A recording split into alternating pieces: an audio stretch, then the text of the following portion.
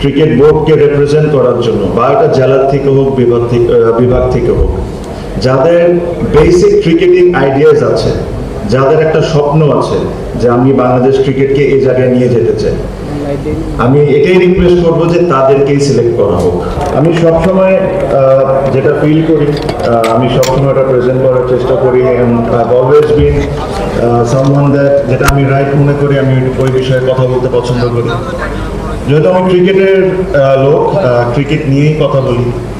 দেখেন, আমরা ক্রিকেটে বা অন্য যে কোনো স্পোর্টসে আমরা সবসময় এন্ড রেজাল্টটা নিয়ে ভাবি। বাংলাদেশ জিতলো, হারলো, ভালো খেললো, খারাপ খেললো, আমরা সবসময় এই জিনিসটা নিয়ে ভাবি। প্রত্যেকটা জিতা হারা, ভালো খেলা, খারাপ খেলার সাথে অনেক কিছু জড়িত থাকে।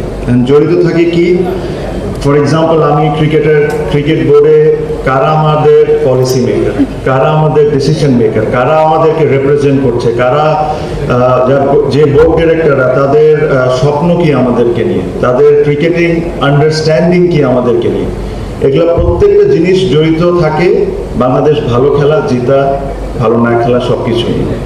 তো যদি আজকে জেলার বিভাগের একটা এত সুন্দর প্রোগ্রাম, আমি ছোট হয়ে আপনাদেরকে একটা জিনিস রিকোয়েস্ট করব যে যারা যোগ্য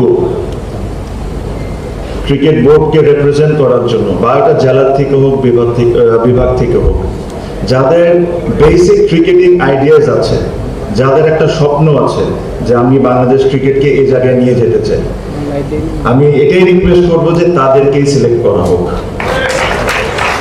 বিকজ অতীতে আমরা অনেকবারই দেখেছি যে যখন জেলা বা বিভাগ থেকে আসেন তখন তারা জেলার বিভাগের থাকেন, ঠিক যখন ওনারা ক্রিকেট বোর্ডের ডিরেক্টর হন তখন ওনারা ক্রিকেট বোর্ড ডিরেক্টর হয়ে যান, জেলা বিভাগকে ভুলে যান।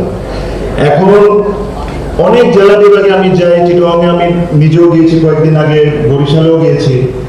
অনেক জেলা বিভাগ এখনো আছে যেখানে স্ট্যান্ডার্ড মেনটেন করে একটা ক্রিকেট লিগও হয় না।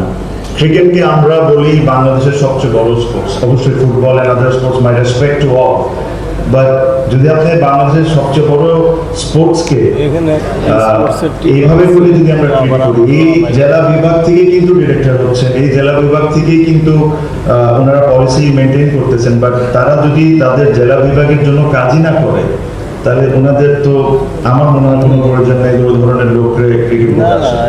সো এটাই রিকোয়েস্ট করবো, আমি ছোট হয়ে সবাইকে রিকোয়েস্ট করবো যে এমন মানুষকে চুজ করবেন আপনারা যারা যোগ্য।